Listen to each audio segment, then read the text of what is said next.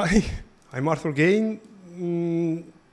Big pleasure to have you here. Let's do some painting.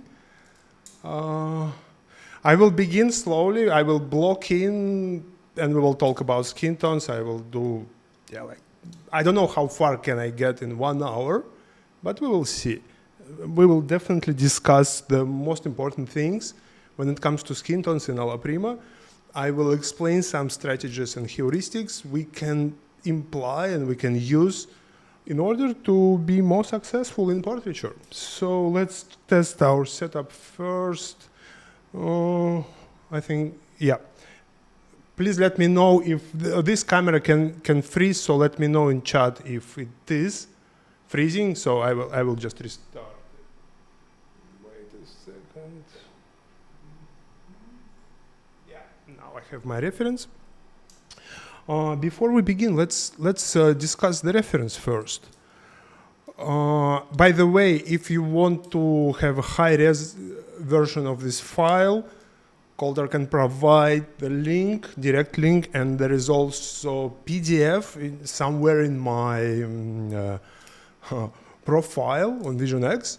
You can download this PDF, open it, and there are some links, free stuff, and discounts for you guys if you want. And there are some references from my Patreon, so you can see my month, what I upload monthly, which type of references I do. By the way, this one is from recent set of references. Okay. So let's talk about the reference first. The most important thing is in skin tones is to find the. I don't know. Can you see me now? Hello, hello. Yeah, I think. Yeah, like this. Welcome, welcome. So the most important thing for me is to simplify what I see, especially when I paint from life. And when we talk about skin tones, they can be really tricky.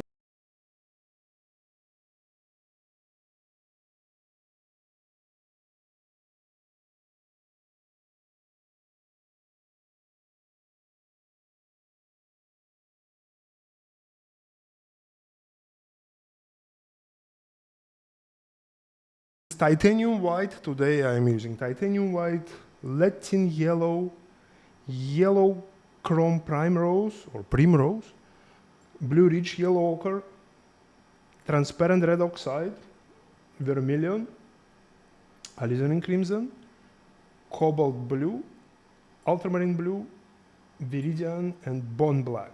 I also have these two. This is raw umber and this is king's blue. So all of those are Rublev. I think my favorite brand. So yes.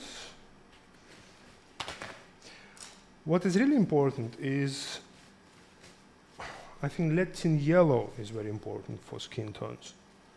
So if you have any questions about how to use it, I will show and explain. But anyways, I think we can begin. So the blocking. So let's start with the shadow. Normally, when we paint skin tones, we can say that the shadows are generally warm, and it is very normal because of like quality of reflected light. The reflected light on our planet is mostly warm because the surface is like earth, ground, the wood, the skin, cloth, so things indoors. If light is cold, the skin tones are going to be, they're going to look warmer.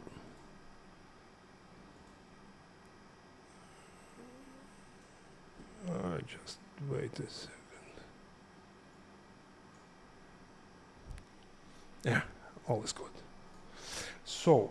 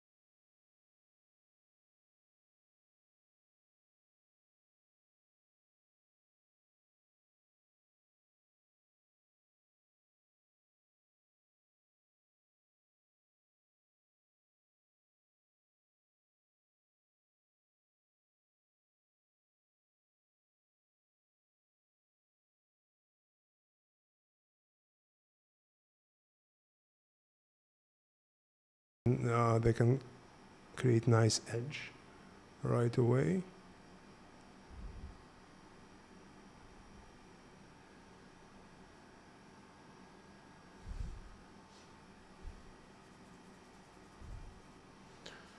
So when I look at the model or at my reference, I also try to understand the contrast between the darks and lights, because the skin tones, they can be different.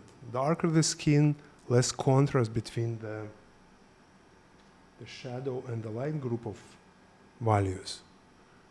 And sometimes it is essential, crucial for depicting the type of the skin.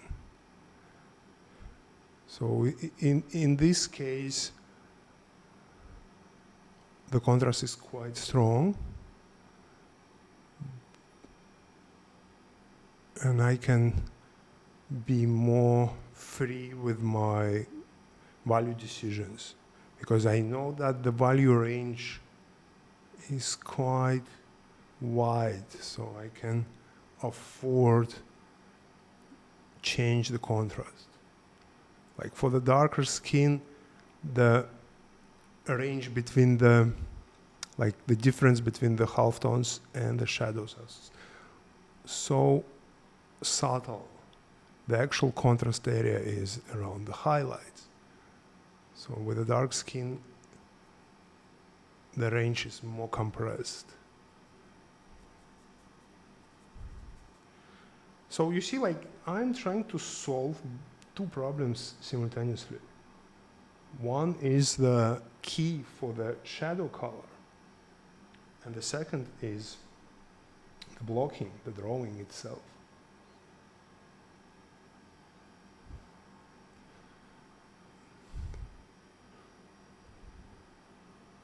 Okay, we have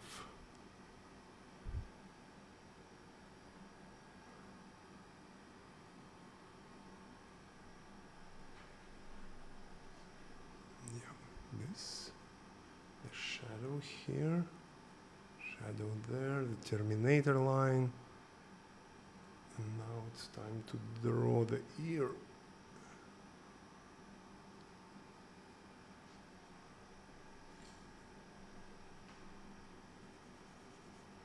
I'm fixing the silhouette of the head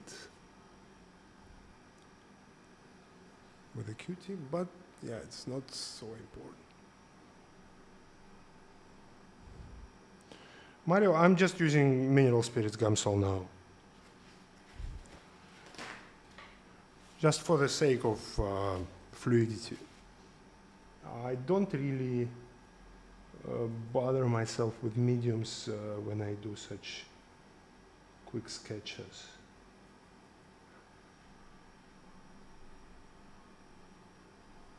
It is more for practice, like for the sake of practice.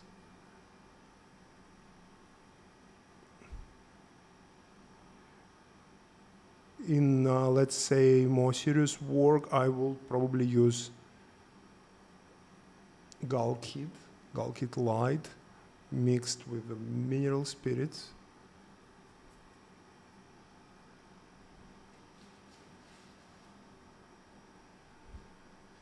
Well, I use everything. I use everything when I paint. I use knives, old credit cards, squeegees, you know, and sometimes old brushes. They can create nice effect. Maybe I will use something in the end. We will see. The oil painting is very interesting medium. It is not just applying; it is also removing.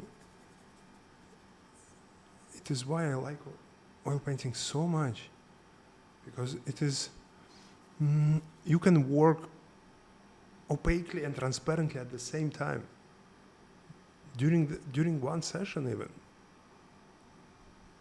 and you can say things by removing pigment, not just always by adding it. It is very fascinating.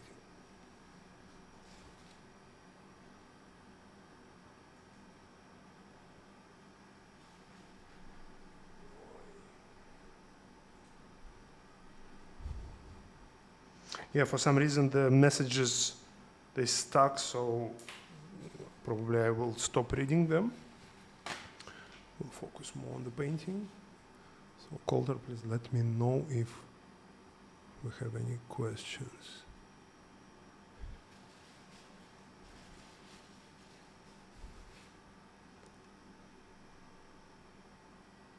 Okay, the mantle will be like that.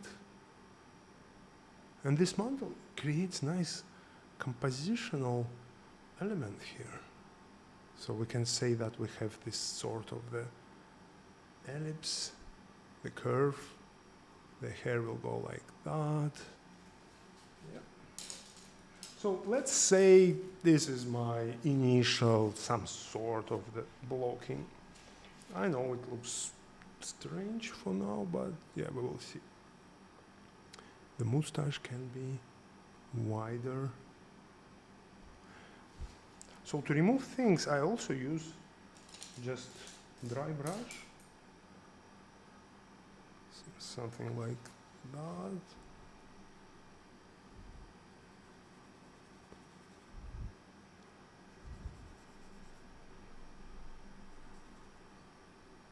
Now we can just smudge things.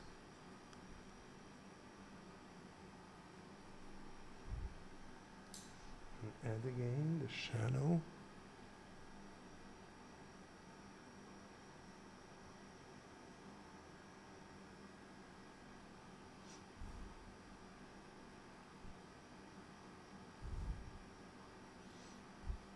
So in any case, regardless if I paint from life or not, if it is a photo, I always try to understand the temperature of the light source and the direction of the light source, placement of the light source.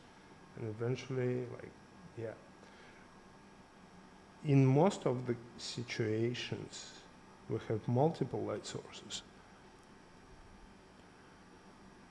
So when there are few light sources, I try to choose, like I'm choosing the strongest one.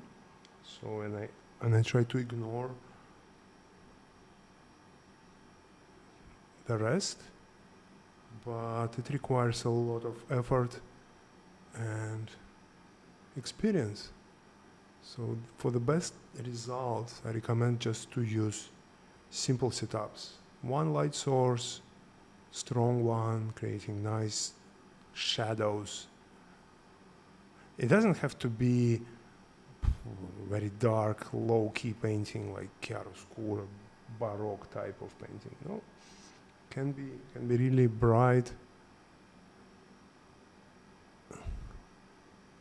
painting just with a stronger light. Okay, so let's say the nose will be here, the eye will go there.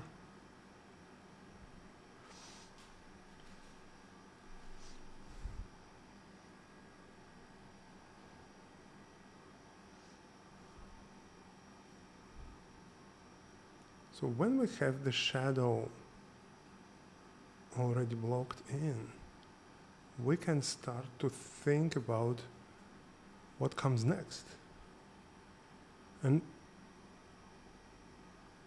to find out, I recommend you to squint, and to squint quite heavily. So let's say if, I will say you have to close your eyes 85% at this point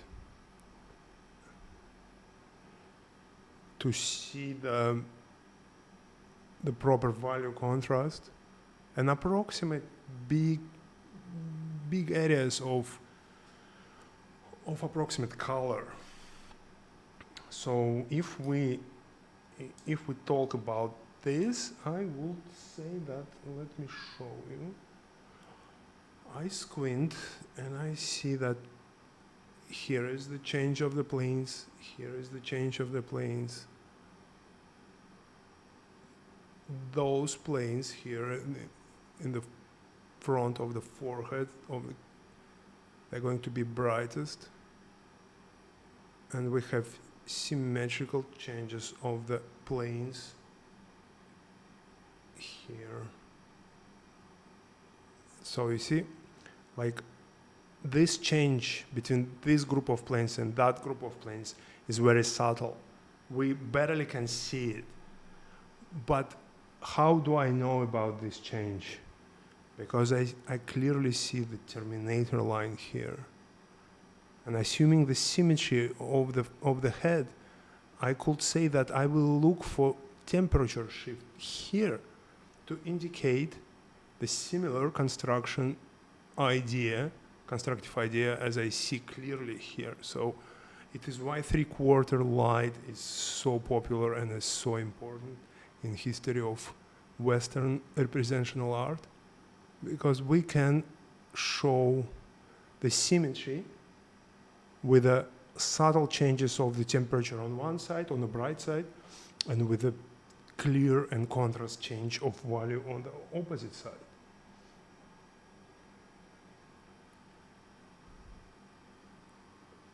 Normally, I don't draw such strange diagrams, of course, but I just wanted to show you what I'm thinking about when I do the blocking.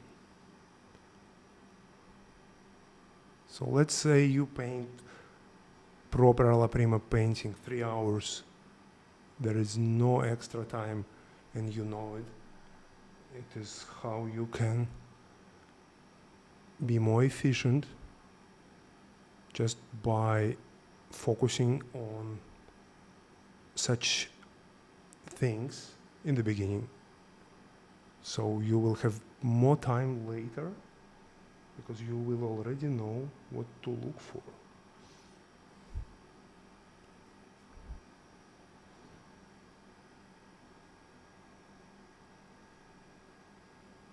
So I'm still using this shadow mixture here. You see, like transparent red oxide plus viridian with a bit of alizarin crimson now, because we have some redness here. By the way, this is the secondary light source there. There is a secondary light source. When I was making this photograph, I was thinking about some sort of fire,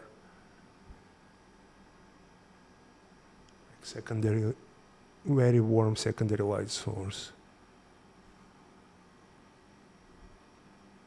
I really like Anders Zorn's paintings with the two light source.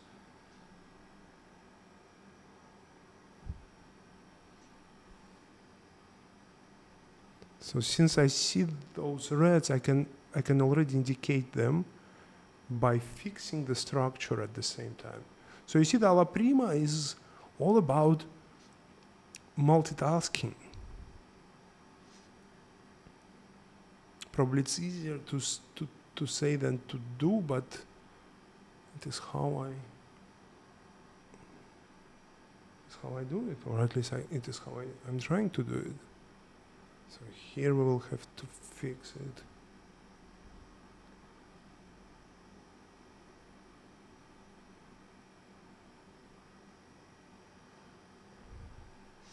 Okay, I think the blocking is here. Oh, it's already half an hour. If you just have any questions, you can ask now. Yeah, okay. Let's do the colors.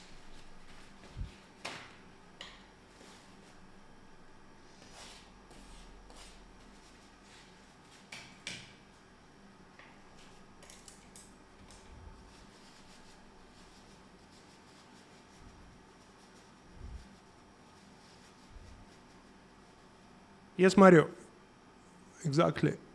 And shapes with analysis of the planes, because some shapes are just local colors, as I said.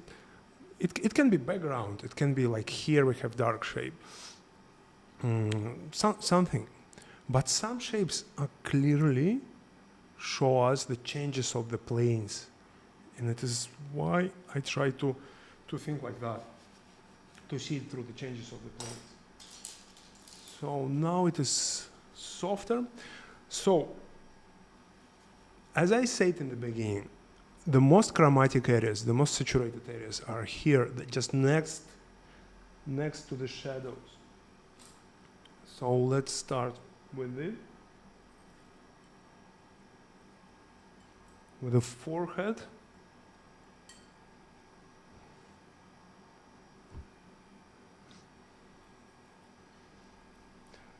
So lighter, in lighter areas, the color is being replaced by the light, by the spectrum of the light. In the shadows, there is an absence of color, and the color of the shadow is determined by the reflected light. So if there is something warm, it will be even warmer. If here is something colder, it will be more neutral. So shadow is, the color of the shadow is dictated by the environment, or by secondary light source. So the main color of the skin, the most chromatic areas of the skin color will be here, there, in this part, and here in the nose as well.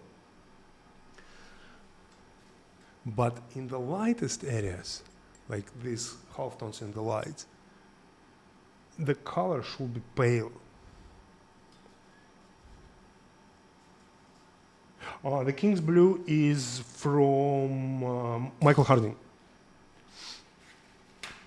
The rest are Rublev's.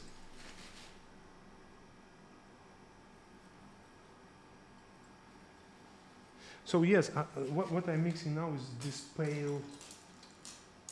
pale forehead mixture. And I will do it quickly. So now I'm just applying this average color. Notice how little white I was using. The main pigment for making skin lighter and paler is lead-tin yellow. It is how you can avoid the chalkiness in the lights. So with lead-tin yellow, you will be able to mix really bright and pale skin at the same time, but still without sacrificing the color. And we will just use temperature shift to make proper highlights. So the white is not the main ingredient for the skin tones.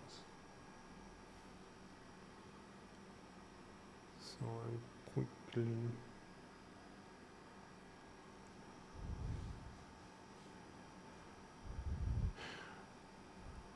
well, Christopher, yes and no.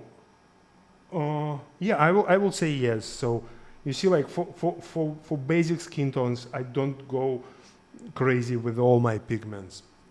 So it's like I'm choosing every time I'm choosing which is going to be the main vehicle, and I stick with it. So there is no point for me to use too many. But what I do all the time is I use all three primaries in my mixtures of the skin. And this is very important. Because skin is subtle.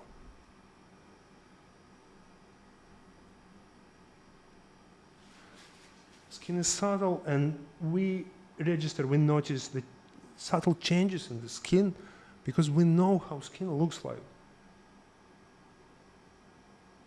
So if we over amplify, I would say, the changes in skin tones, the color changes. It will look very strange. So to keep it more neutral, to keep it more organic, I would say, I try to use all three primaries. Not try, I use all three primaries every time I mix skin tones. Yeah, there are situations like, let's say, the costumes, something really colorful. When we go with the color from the tube, and I really like it, but not for the skin.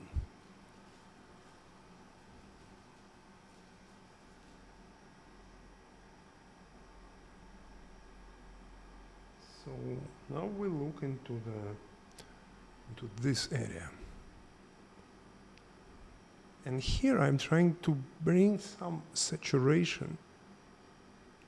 Even if it looks a little bit too much in the beginning, it is what I'm trying to find. Because as I said, I look for the color in transitional halftones. I don't look for the color nor in the shadows nor in the lights.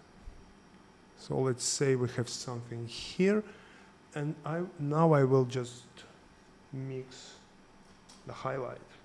Not the highlight per se, but highlighted area. The lightest halftones in the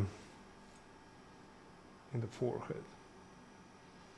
So what I really like about Latin yellow is that it looks very pale. So we can just, not even pale, it looks cold. It looks really cool in temperature. The rest of my yellows are not like that. Yellow ochre is very warm. This one is even warmer. It's close to cadmium. But Latin yellow helps us to mix really nice, bright values. But still, if we compare it with white, I deliberately, I deliberately placed the white next to this mixture to show you how mixture of Latin yellow, King's blue, and a little bit of red can create a really interesting colder mixture for the skin tone in the forehead.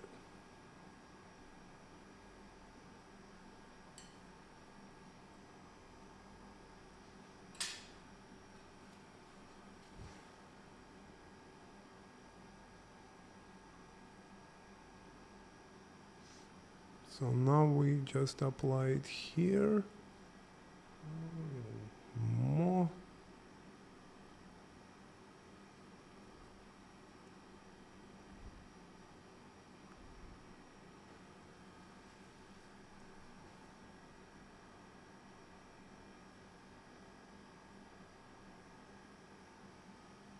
And more. So it is what I'm trying to do here. I'm trying to have color in every big plane.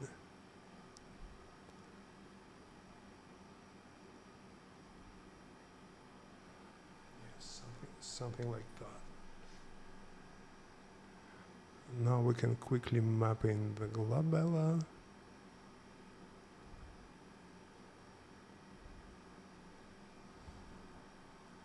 Oops. I beg your pardon. Thank you for letting me know. Yes, I've done this. I will show you one more time. This mixture here.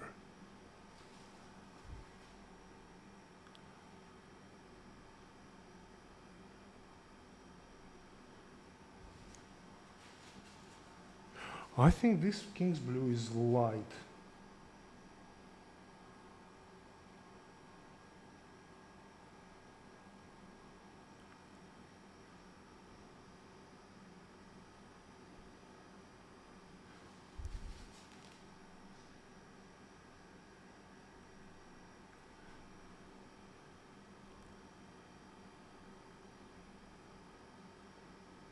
So if we want to paint the highlight here in this area,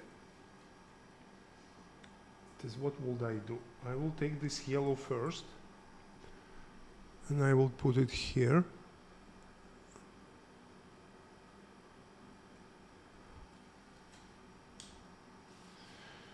What is my favorite limited palette? I use Zorn palette when I'm, when I just want to stick to fundamentals. Sometimes I can add alizarin to it, and it's all. So, but when I paint in Zorn palette, it is this. It is not. I don't use cadmiums. I prefer to use original vermilion and bone black instead of ivory. So we have it here. We have this area for the highlight, and inside of it, I will just make it even like that. It is kind of a yellow.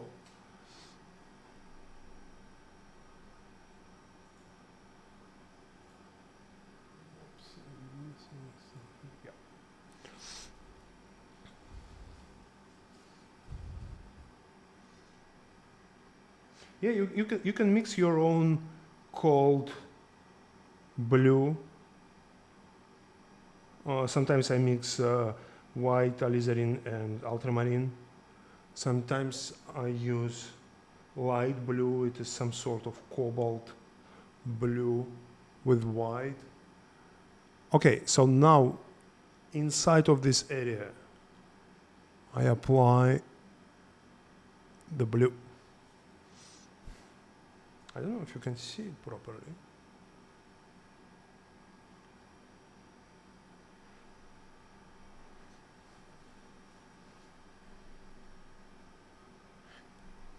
So you see, like, this highlight is composite. I surrounded it with yellow, and I apply blue inside of this yellow to make it pop, to make it look more chromatic.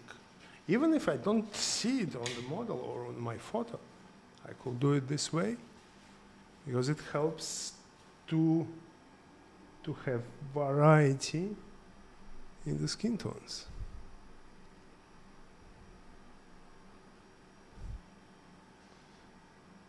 Okay, now let's jump into the nose faster.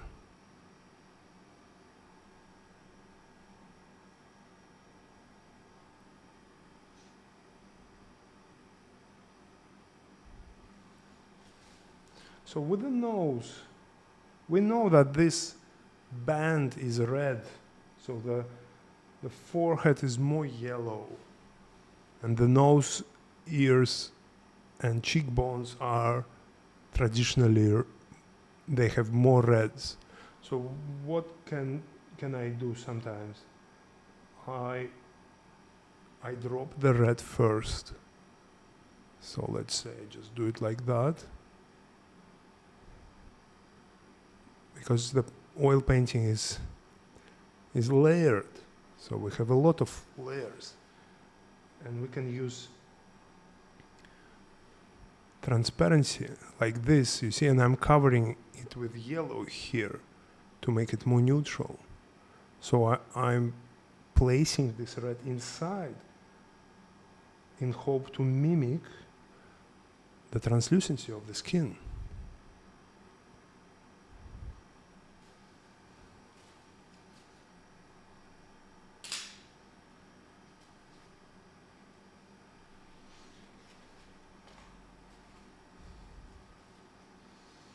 Oh, really good question, Megan.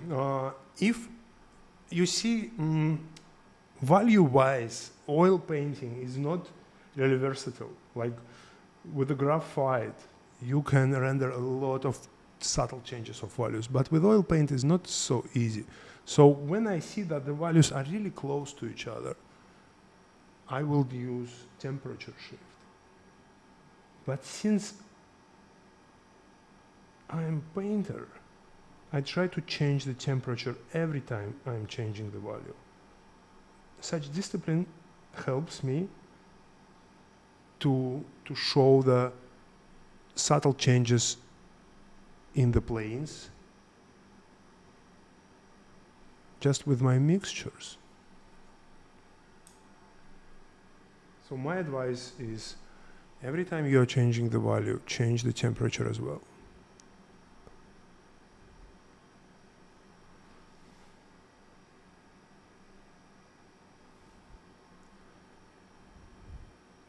Okay, we will make it really fast.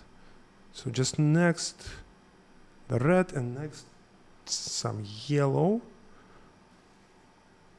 And after that yellow, another paler, colder red. Like this. And after that again, yellow.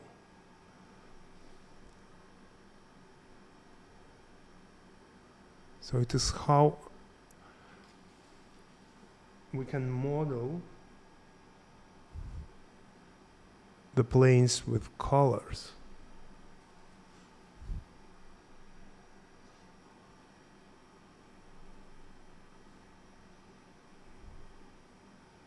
Yeah, okay. Try to be very fast. Yeah, I must say that such sketch should take, I don't know, at least 2 hours. But the main thing we can discuss, and we can just enjoy the process.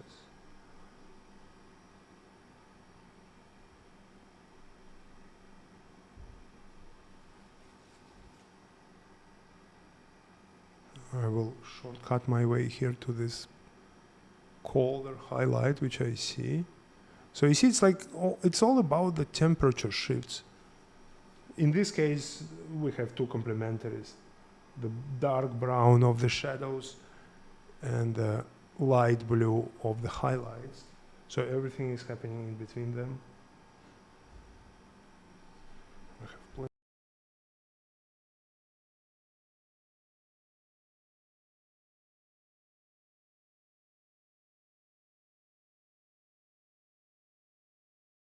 rated areas are here, just next to the shadows, and it is where you will find extreme variety of the skin tones.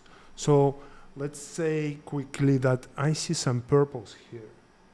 So we will take, and you can see some greens, some nice olive colors, pinks, blues, purples in such areas where the light is not so strong, when the light is not washing out the local color. Because skin is also translucent. It is why we can see many things. Casey, no, just in the beginning I was using Gamsol, but now it's just pigments from the tube. I don't really like to thin my paint at this stage when I render, because I don't want to lose control over colors and values. So let's say we have like a reddish terminator line, but next to it, like here, I see some yellow.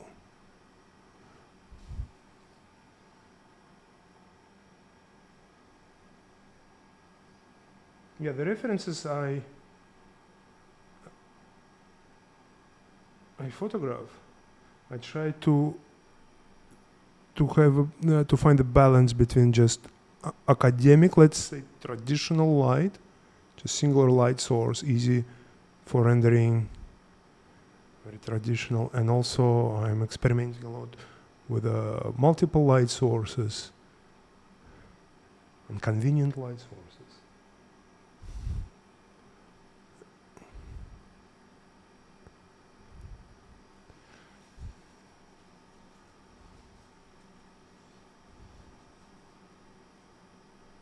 Oh, thank you, Calder.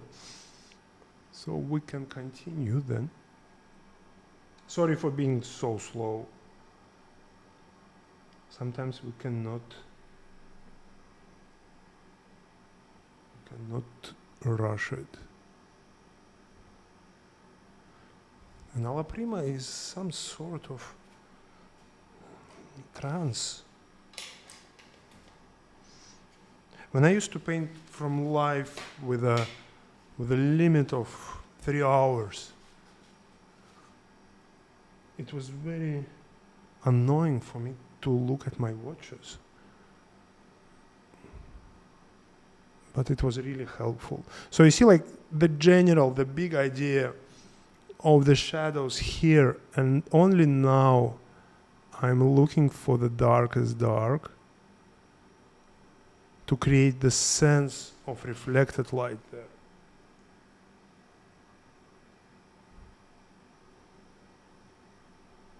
So it is why I prefer to think about the shadow as a two-value scheme. So for me, to simplify, the lights are 3 value and the shadows are 2 values. And when I say the lights have 3 values, I don't talk about the highlights at all. 3 values are transitional halftone in the light, and the lightest halftone.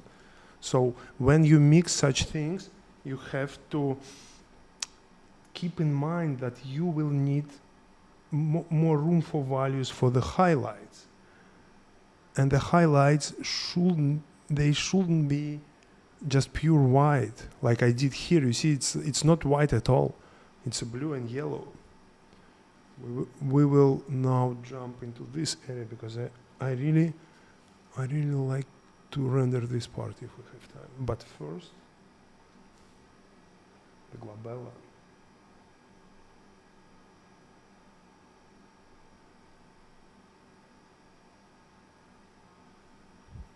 So this initial pile of light, skin tones, you see, now I am trying to derive from it, to create some sort of variations.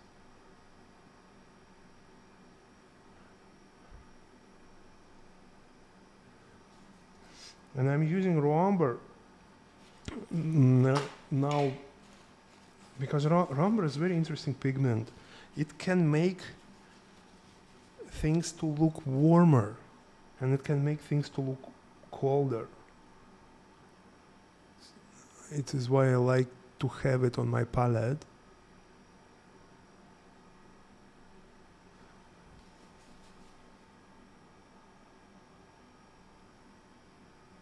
Okay, here tear duct area.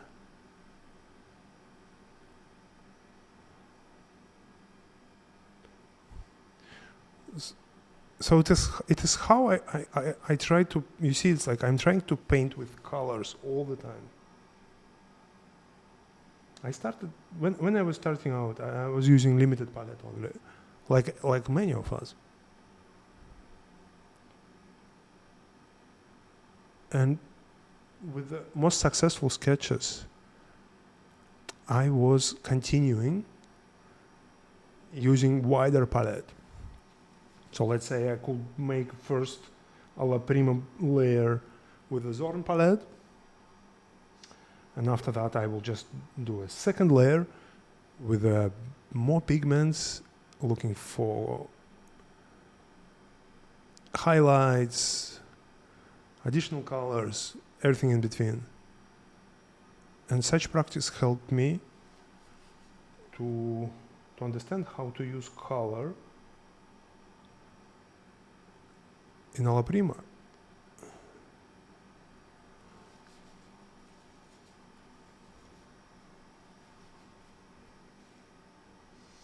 Like here, I really like this area because I see some purples. I don't know, you guys, if you want to see the high resolution photo, Calder has a link to it, and feel free to check the PDF I've attached to my profile on Vision X.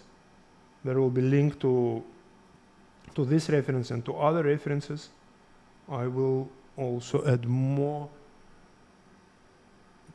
photographs to that folder so you can check it later as well.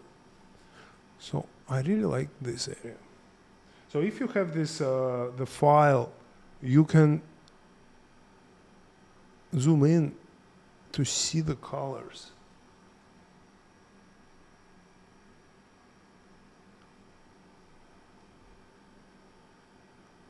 The photographs can be really tricky business, especially when it comes to commissions. I remember I was making commission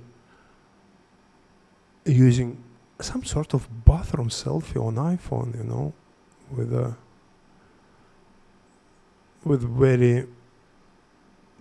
a dead white balance, with absence of colors, many light sources, and so on. So when I do photos myself,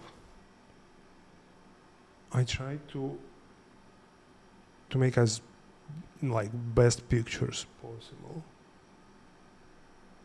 High resolution, a raw file with a color profile and with a lot of post-production later.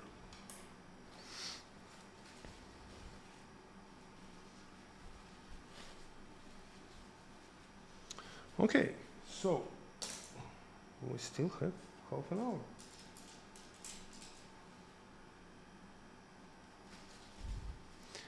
Now it's time for this area, because it seems very incomplete without it.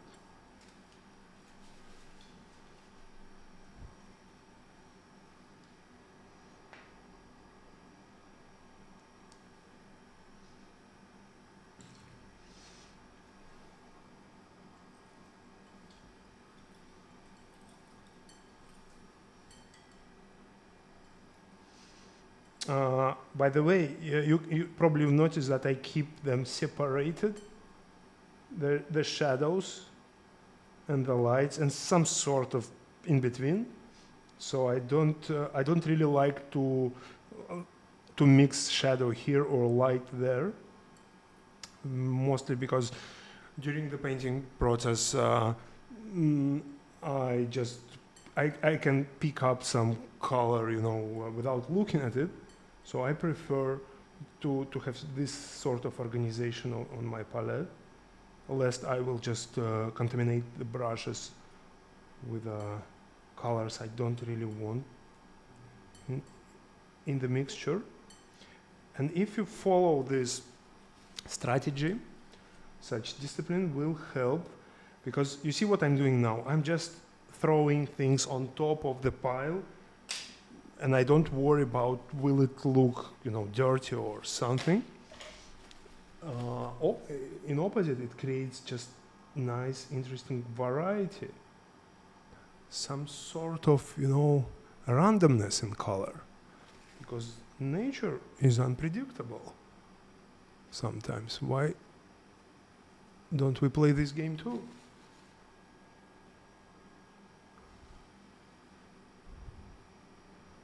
So more discipline eventually leads to, yes, some sort of serendipity, or I don't know, happy accidents.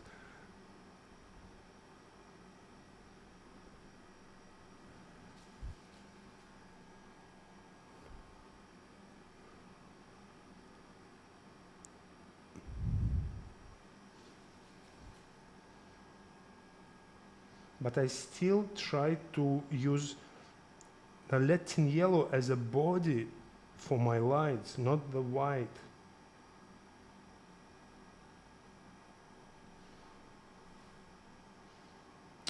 I use Latin yellow mostly, but sometimes I also use less expensive and non-toxic substitution. It is called nickel titanate or something. I don't remember the number of the pigment, but it should contain some titanium white in it.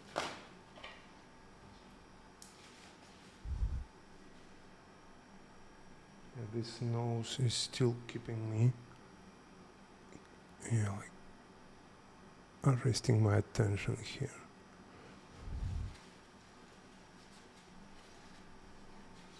So this area is very interesting. Just after the beard, we have some sort of really cold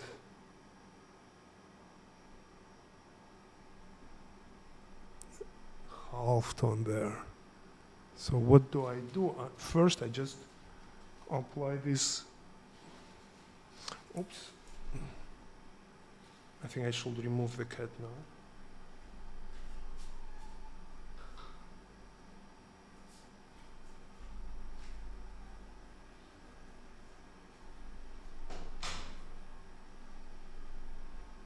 There is always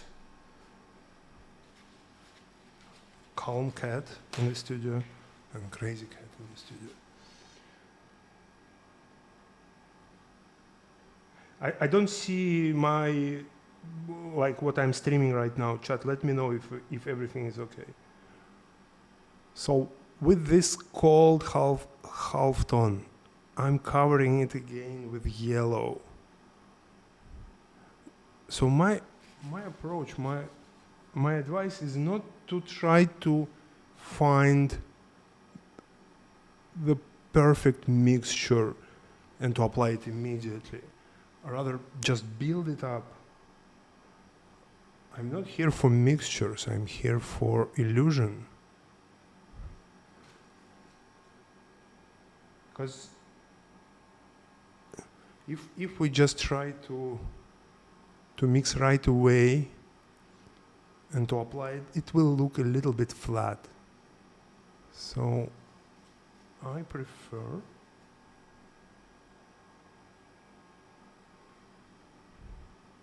to build it up.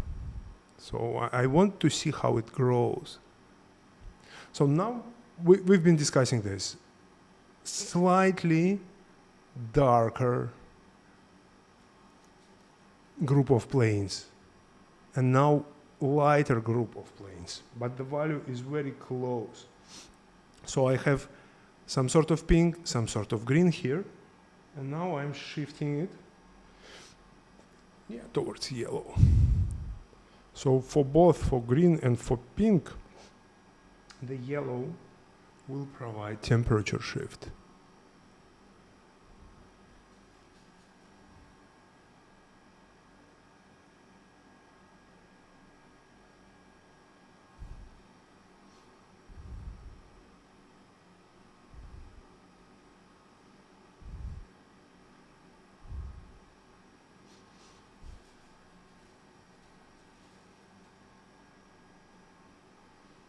Little bit of red here.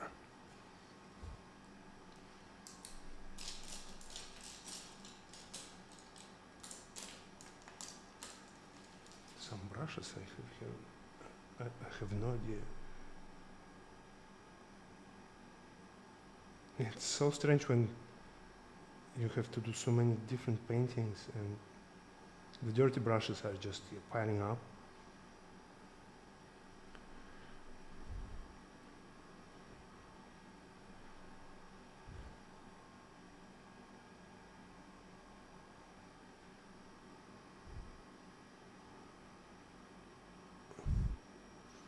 Now I want to revisit this area, the mustache area, because there is an absence of contrast.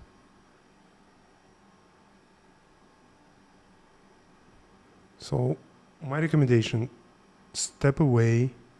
Yeah, I'm rushing, yes, like because it's a demo, we have very limited time. In normal circumstances, I will just go away, drink the coffee, I don't know, just breathe some air, come back in 5 minutes to see what is missing, what should I do next.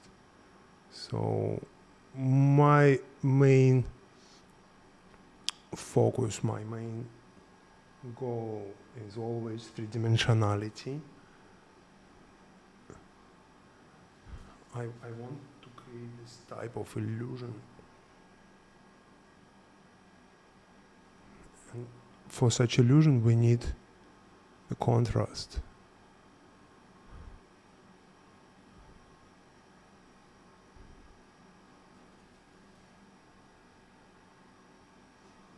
Okay, remember here can be nice temperature shift. So you see, like now with the shadows, I am on the right side of my palette, which is very helpful. Okay, I will just leave it like that for a moment.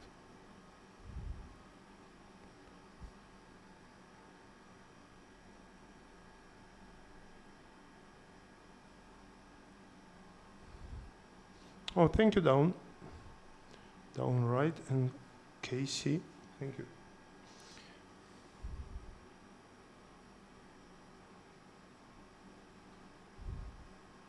And you see the initial blocking now looks not so dark comparing to that. It is also because it is just drying up and the mineral spirits which I was using are creating this effect. It is why I don't really like to thin my mixtures now.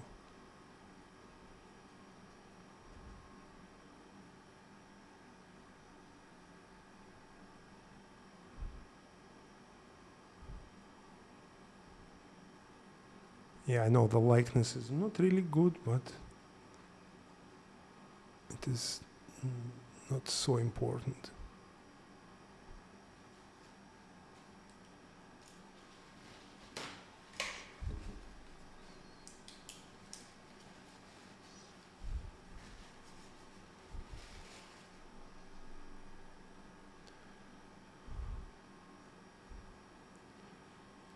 Another aspect of Alla Prima is that we are revisiting the areas. So we are revisiting the shadows, making them darker when we need them, and at the same time, we're fixing the drawing. It is why the blocking should be focused mostly on the big shapes, in my opinion, and the relationships between the planes. Because subtle things, little shapes, all those details we can just apply later.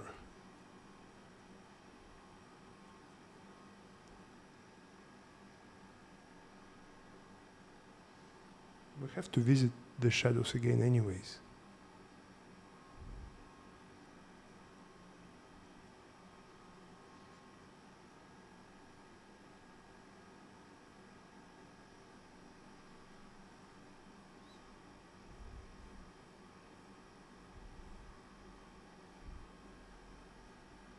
Okay, maybe the hair is too warm, so I add more of Viridian into the mixture.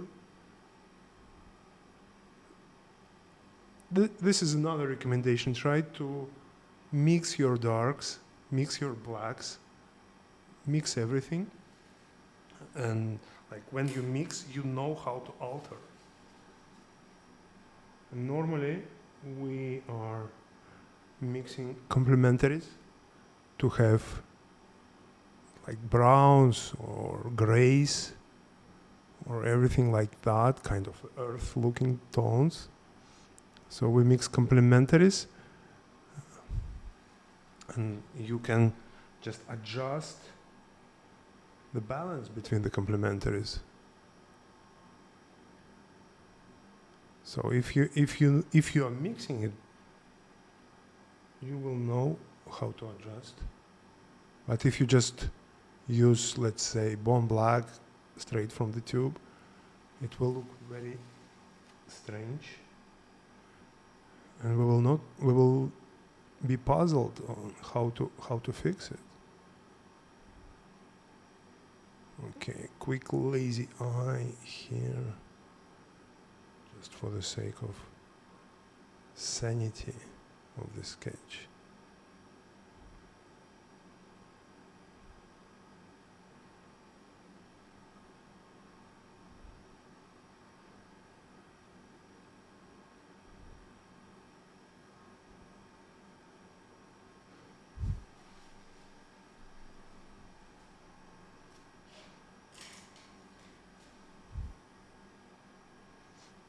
Okay, now this area.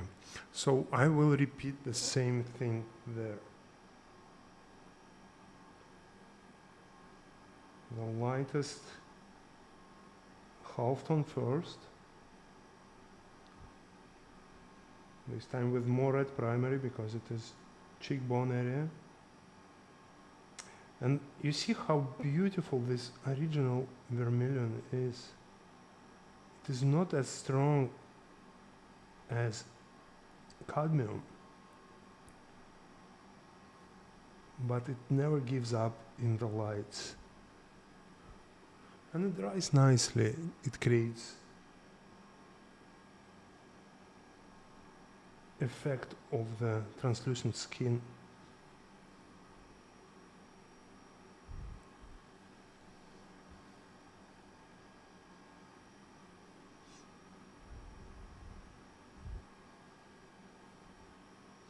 So you see, I'm applying and I'm covering, and I just like, oops, not like this, but it is okay. So we can do it like that now. And this is another advice I would like to give, is even in alla prima, try to mix lights thicker than the shadows. So there should be substantial thickness.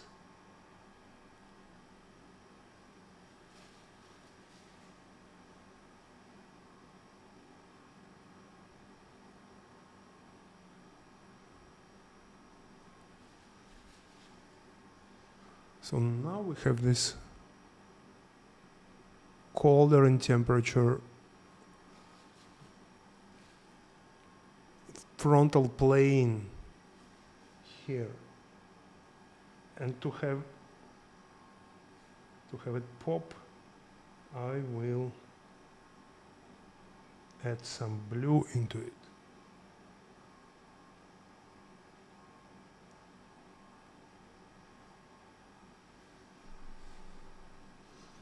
So folks, feel free to ask questions now. I will slow down to talk with you. We have 20 minutes left.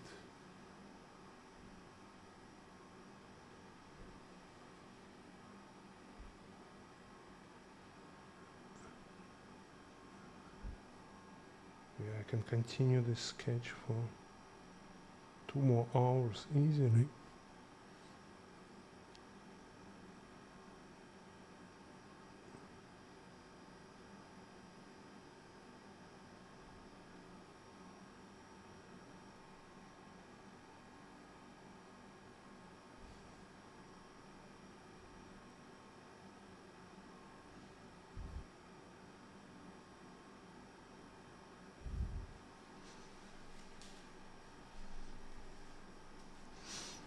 Now when we have the lightest areas, I feel like I would make this part darker. And again, raw umber will help.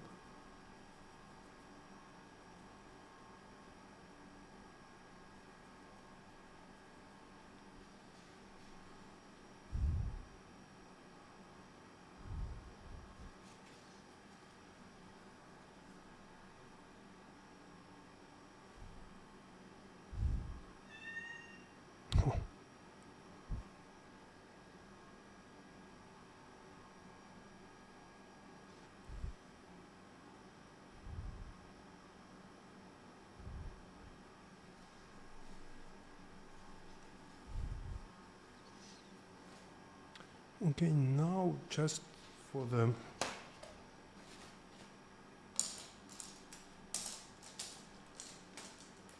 this one to fix the drawing, I will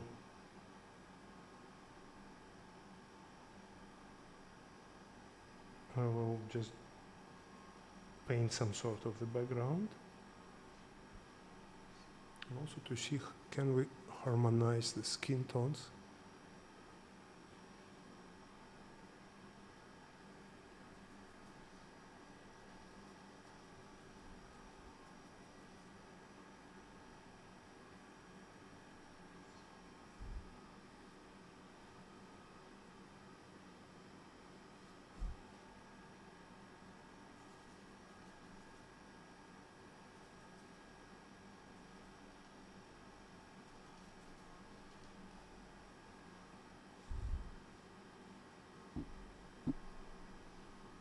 Also to fix the drawing, if it is possible.